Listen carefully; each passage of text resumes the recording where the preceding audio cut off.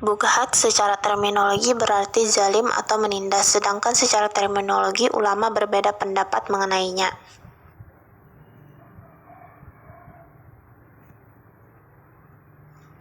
Salah satu menurut Imam Syafi'iyah, bughat sebagai orang-orang Islam yang melawan imam dengan cara tidak mau tunduk.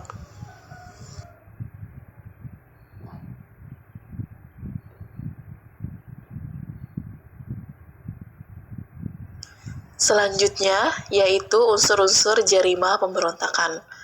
Dari berbagai definisi mengenai bughat yang telah dipaparkan pada pembahasan sebelumnya, ada beberapa unsur dalam jarimah pemberontakan, yaitu di sini ada 3.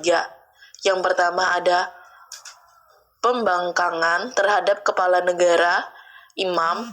Ini terwujudnya jarimah pemberontakan disyaratkan harus ada upaya pembangkangan terhadap kepala negara. Kemudian yang kedua ada pembangkangan dilakukan dengan menggunakan kekuatan. Maksudnya adalah didukung oleh kekuatan bersenjata. Kemudian yang terakhir, adanya niat melawan hukum.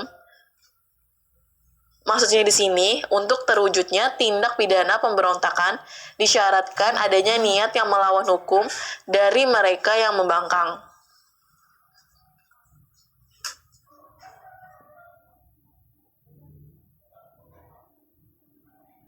Selanjutnya, dilihat dari cara dan alasan pemberontakan ini dilakukan, Imam Abu Hanifah, Al-Syafi'i, dan Ahmad membedakannya menjadi 3, yaitu yang pertama, kaum pemberontak memiliki argumentasi mengapa mereka memberontak. Yang kedua, kaum pemberontak memiliki argumentasi mengapa mereka memberontak. Dan yang terakhir, kaum pemberontak mempunyai argumentasi dan juga memiliki kekuatan senjata.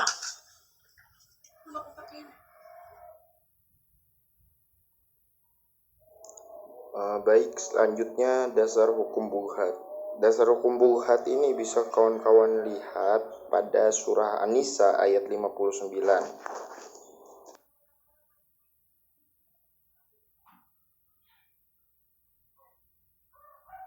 Selanjutnya, saksi hukum terhadap bughat.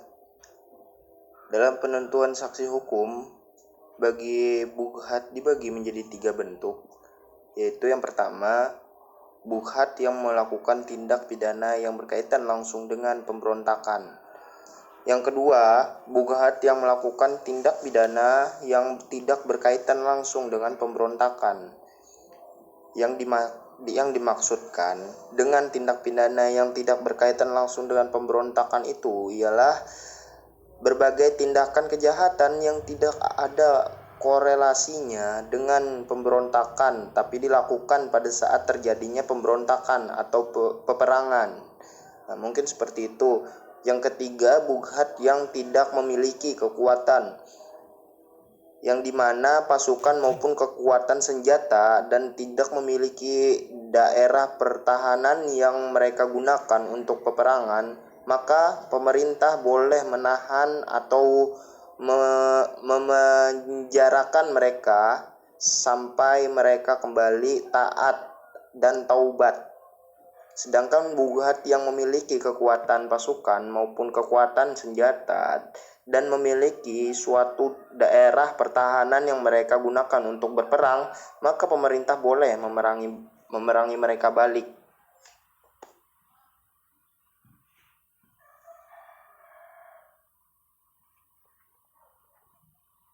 Akhirnya kita sampai pada tahap kesimpulan, yang mana dalam pandangan hukum Islam, bughat sendiri dikategorikan sebagai kejahatan biasa yang dilakukan oleh sekelompok umat Islam yang sudah tidak taat lagi kepada pemimpinnya.